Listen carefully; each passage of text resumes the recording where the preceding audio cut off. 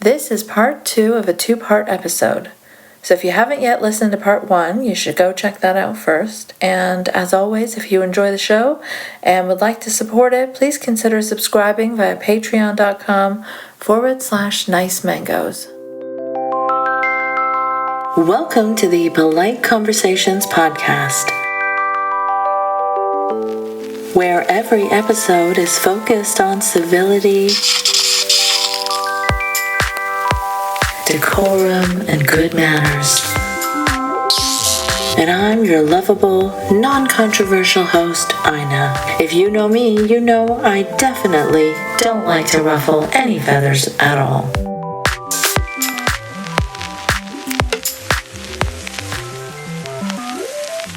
But, if, as you say, we're gutting the legitimacy of institutions, of media, I don't know, there's going to be a heavy price to pay. Yeah, chickens will come home to roost. Yeah. You also talked about consuming, Israeli media in Hebrew and podcasts, well before a lot of these stories reached Western media. You heard about the Hannibal Directive officially being used way before it made it to Western media. And when it did, again, it was a very small story, and it was buried within days. That should be a huge, groundbreaking thing in this conflict, quote unquote conflict, if we discover that Israel has officially used a policy, and now it's been reported. I think it was, aside from Haaretz, where else was it reported? I do remember that it was reported in 1 or 2 places. I can't remember where, but Haaretz for sure. Yeah. And after that, it should be we should all be calling for an investigation, because that changes everything.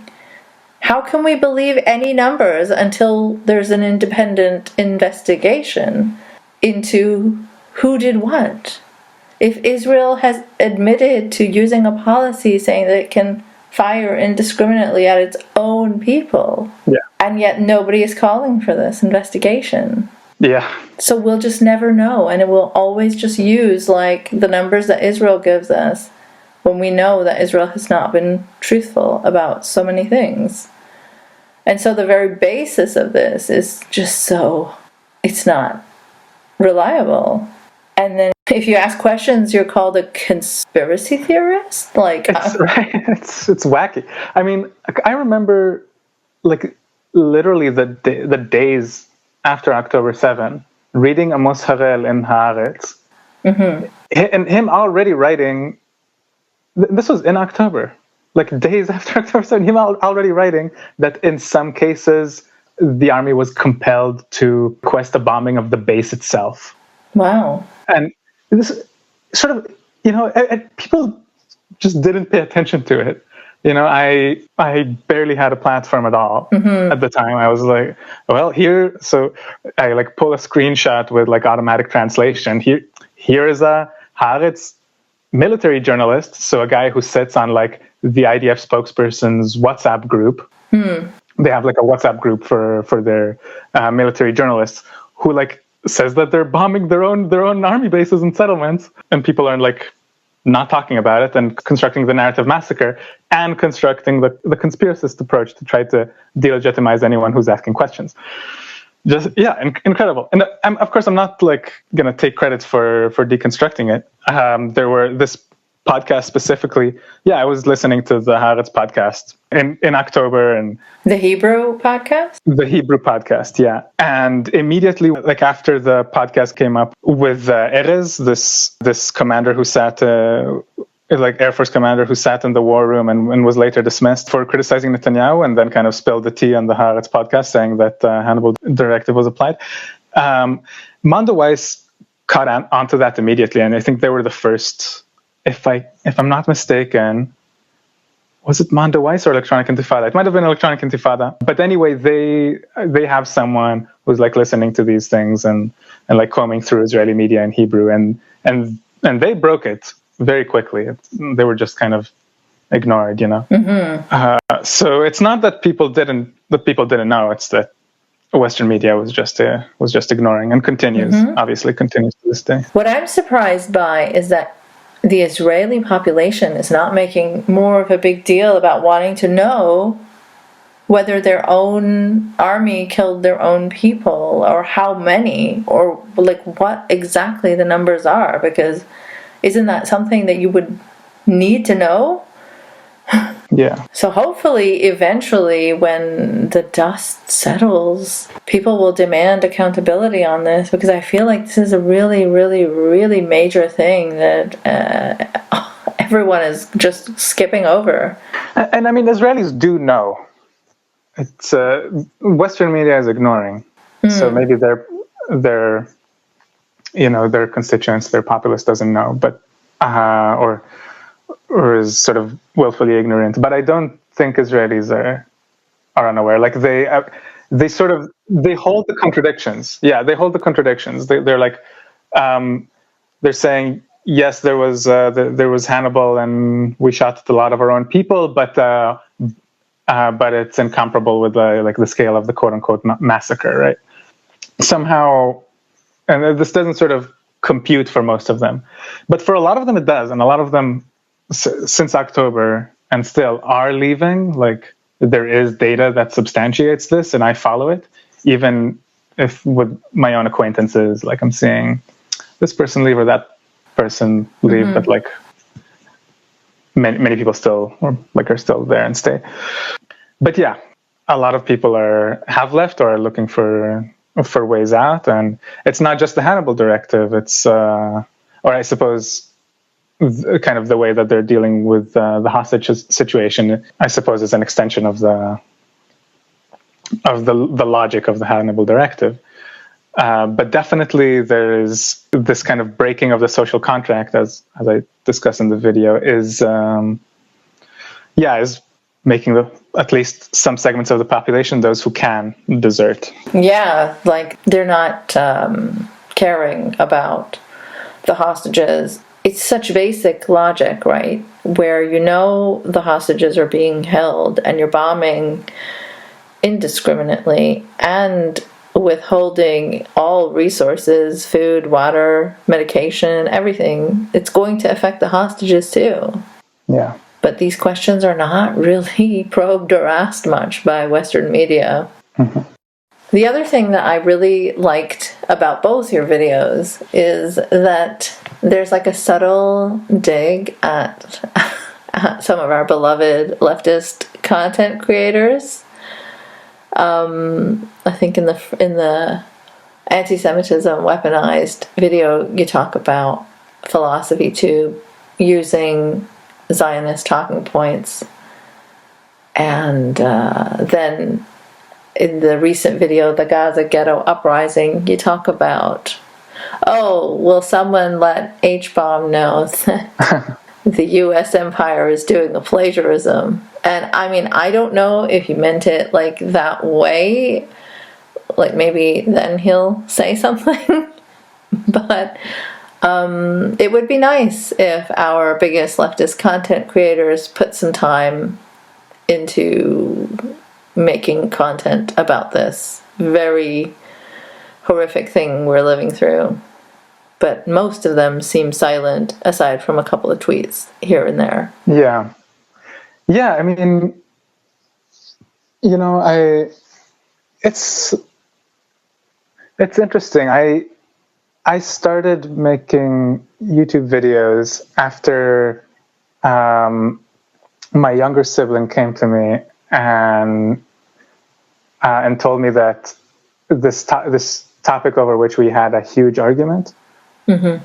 So, yeah, like a year earlier, we had a huge argument about some topic. Mm-hmm.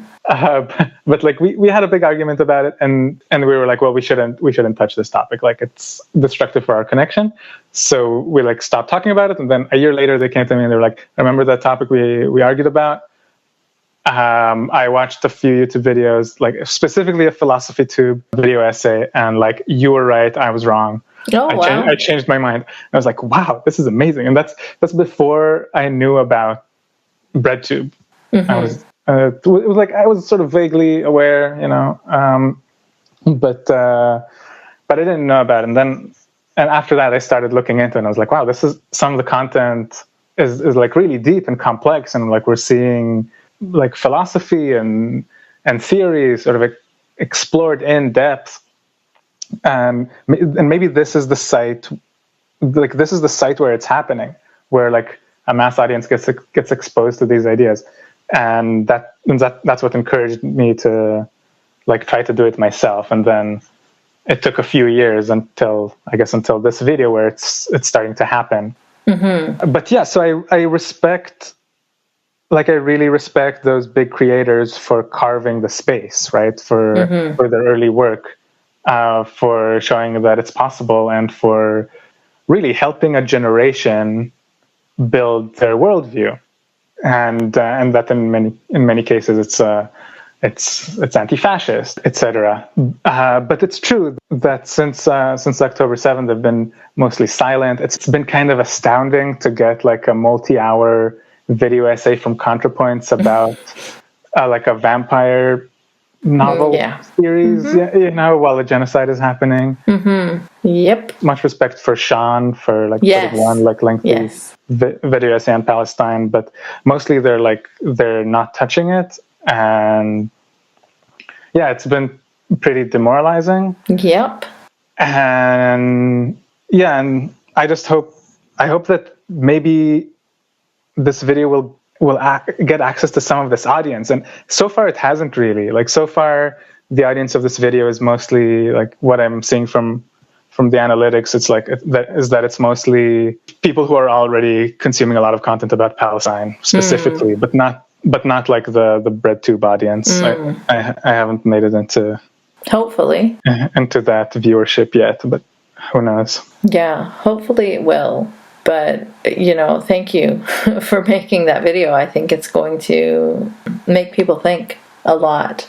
But going back to the atrocity propaganda for a minute, one thing I did want to touch on was how you also talked about like the weaponization of feminist discourse and of Metoo. That's another thing that I'm so familiar with through the new atheist scene. Unfortunately, that seems to be like a place where I have become familiar with so much awfulness, like that I then see later in the world in other things. But yeah, like that's how they weaponize the ex-Muslim identity also. Like, look at these brown women.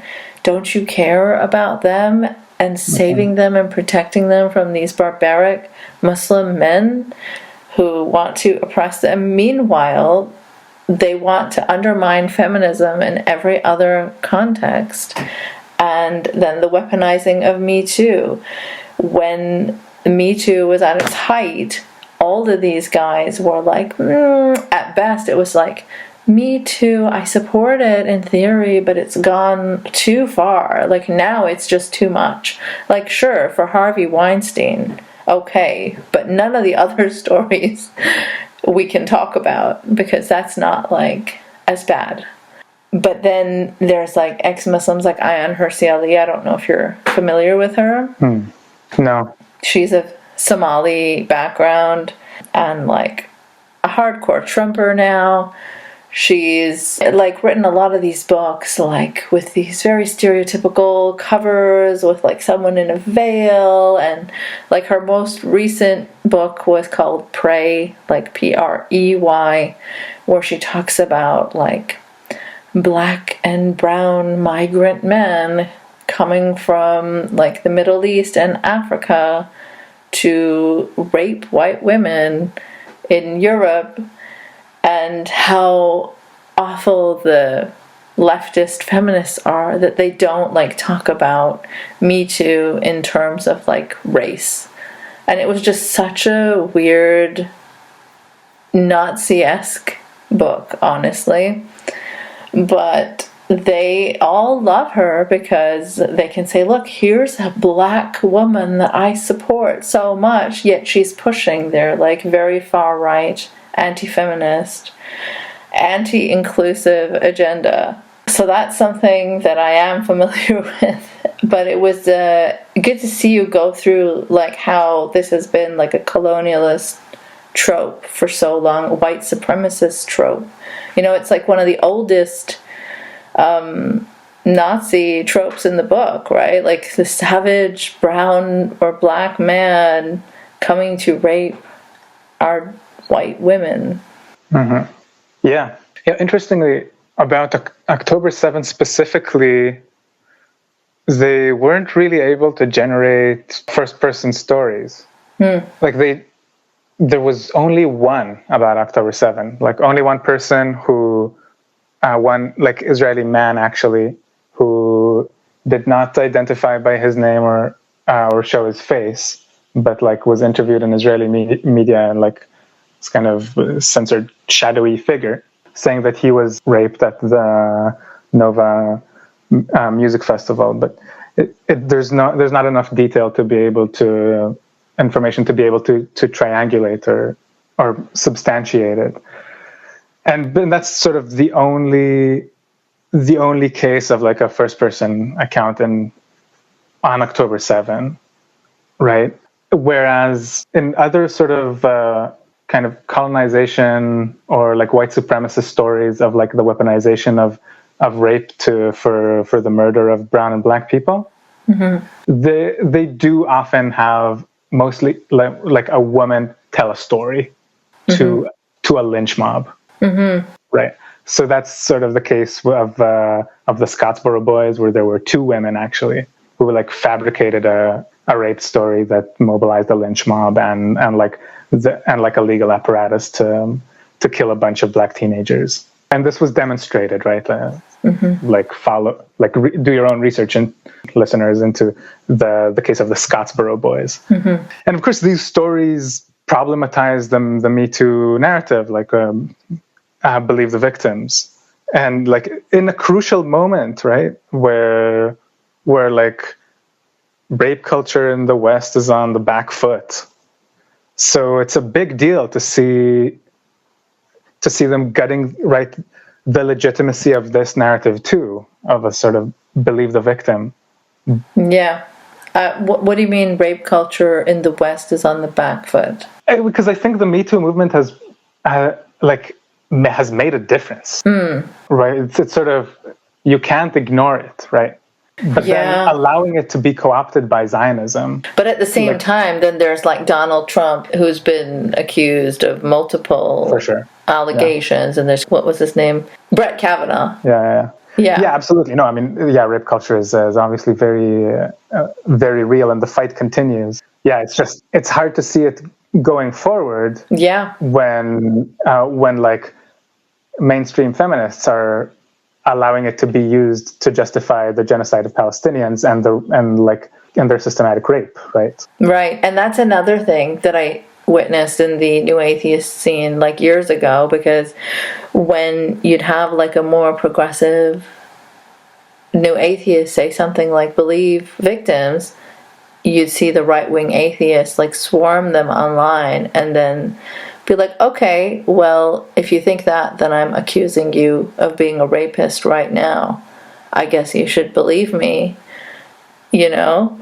And it was just so nasty to see like this bad faith trolling of people that are genuinely trying to be sympathetic to victims of sexual abuse, and then you see like these right-wingers come in and be like, okay, well, I'm just gonna say that you raped people then. Yeah. And you should believe me because you want to believe victims. So they were already trying to gut it in that way. Yeah. And it's terrifying. Yeah. It's terrifying. And it's destructive for actual victims, right? Yeah. Yeah. It is horrifying.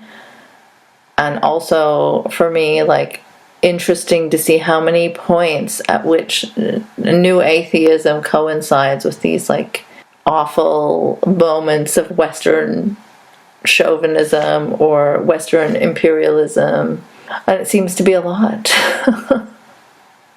But you said something interesting about Giora Island. I don't know if I'm pronouncing that properly. but he's the former head of the Israeli National Security Council, and you said that he called Gaza a concentration camp in 2004. And what I know him from is this like horrendous article that he just wrote after October 7th, where he was basically justifying like wholesale genocide, saying there's no innocent civilians and it's their mothers and the women that look after them, and we need to like spread the plague or spread disease. Just like a horrific article that I cannot believe was published.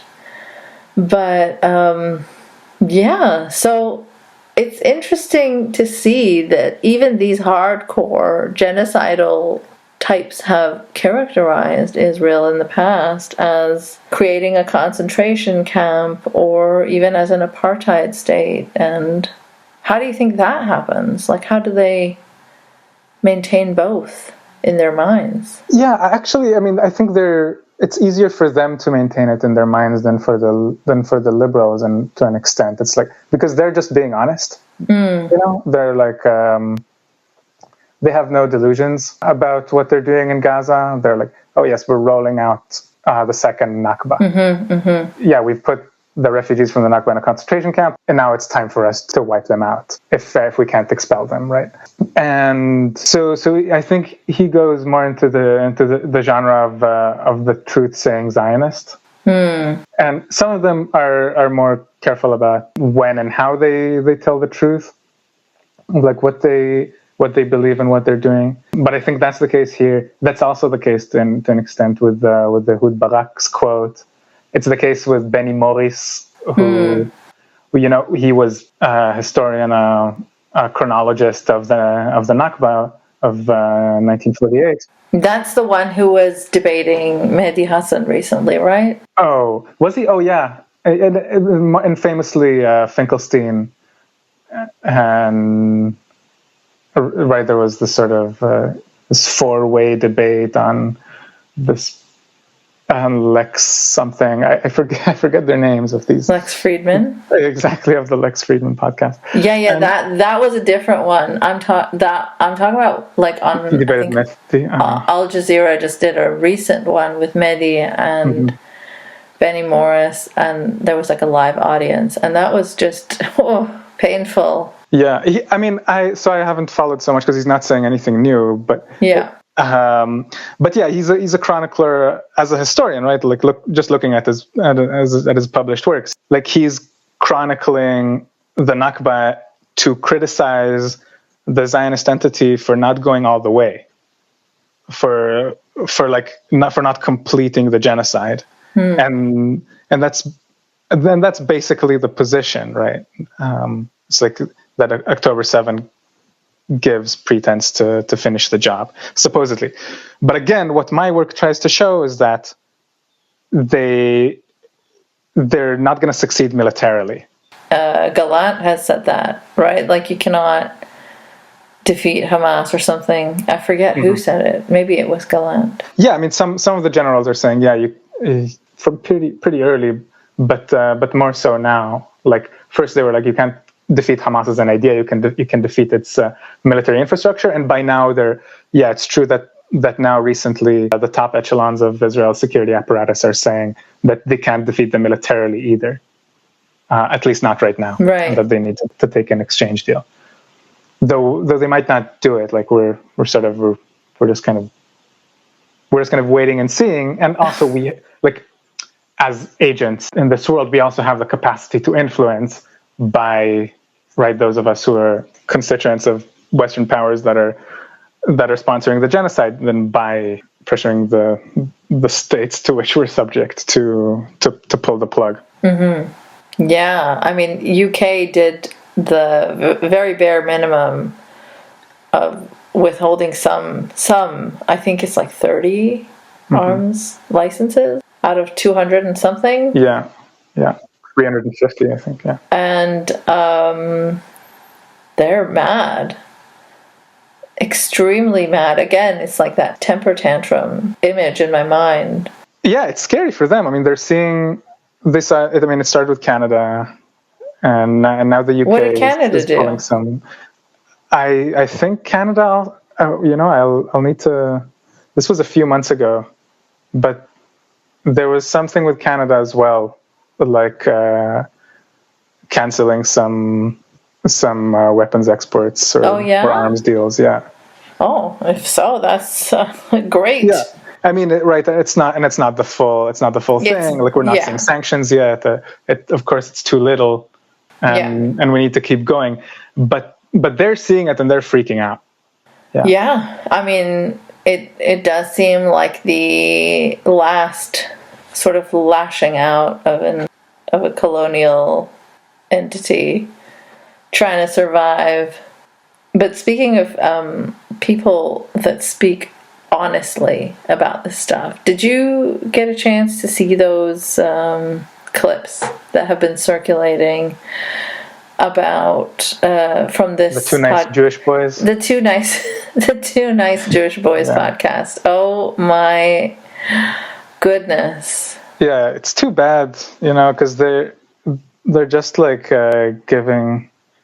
I mean, it's too bad on so many levels, but their title is especially tragic. To be honest, I wasn't shocked. Really? Or like what they're saying is shocking, but it's not surprising to hear it. It's like it's true that this is kind of mainstream in Israeli society. Yeah, because that's what I was going to ask you. Like, how? Like, they keep saying, like, you might be surprised and say this sounds extreme, listener, but in Israel, I talk to a lot of people, and most people will think this way, that if there's a button that we could push and just end all Palestinian life in Gaza, we'd do it right now. I don't care if a Palestinian baby gets polio.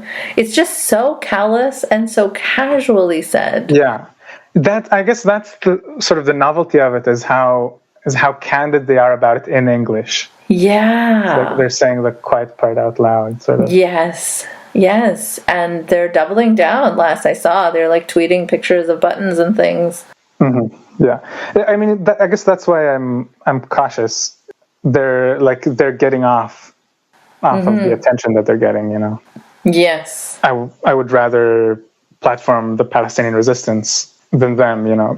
But it's true. I understand that people are shocked by it. Yeah, I feel like people also need to understand the extent to which this kind of sentiment is normalized, right? Because otherwise people are there thinking that Israel is such a lovely, secular, inclusive society. Like, when I was having these conversations with my now ex-friend who is Israeli, we've been friends forever, like decades.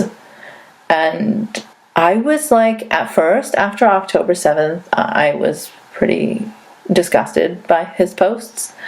But, I was like, look, he's been indoctrinated since childhood. I've got to have some patience. Months and months and months, I just said nothing. Because I was like, I'm going to give him some space to be angry and whatever. If he's going to be bigoted in the middle of that, I guess some people are just not very rational in their grief. But then, like, when we got past like 6-7 months, I decided to reach out to him and try to just have like a conversation and just try to appeal to his like sense of logic, and it was not possible. I just could not penetrate with any kind of sources, or he had built this entire alternative universe where Western media is actually against Israel. And as many sources as I sent of reports showing the heavy pro-Israel bias, it just didn't compute. And I was like, look, like, there's radicalization in Israeli society too. Like, there's childhood indoctrination. I just saw this choir of children singing about the destruction of Gaza. Or what do you make of the TikTok videos and the trends just mocking people that don't have food and that are being bombed? And he's like, they're just blowing off some steam. Right. etc. And he was just willing to excuse every single thing. Like, nothing bothered him. And he's like, no, you're wrong. I grew up in a very inclusive, secular society.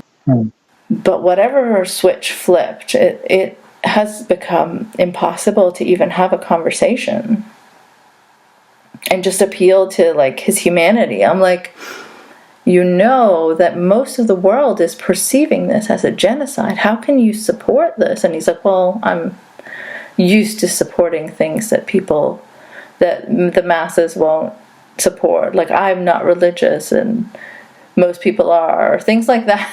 So I'm like, this is not the same. Yeah. I'm sorry for your, the loss of your friendship.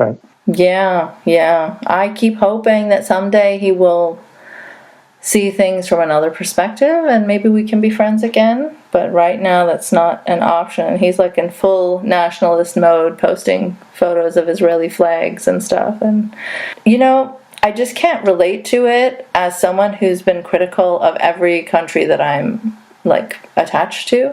Mm-hmm. So you could never make me be defensive about, like, Saudi Arabia if you were criticizing the human rights violations of Saudi Arabia. I would never be like trying to protect Saudi from criticism.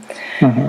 Yeah, and I mean, when apartheid finally falls, and it might happen sooner than we think, a lot of these people will suddenly, or that's what we've seen historically, like, they're likely to suddenly flip and be like, oh, I was against this all along. Mm-hmm, mm-hmm. Yeah. So who knows? Maybe there's some hope for your friendship. It might be a little cynical, but I don't know if I could take someone who was just gonna switch and not acknowledge like their support. Like, that in itself would be quite enraging. Yeah. And just the use of the term the Jewish state, like, in this context of just wanting to shield Israel from criticism right now as it carries out assaults and genocide, and I find that, like, to be in super poor taste. Like, otherwise, I guess I wouldn't have perhaps even the same objections that you would, like, being so close to it, right? I'd be like, okay, if they want to call it that, maybe I wouldn't even think about, like, the ethno-nationalist aspect of that too deeply.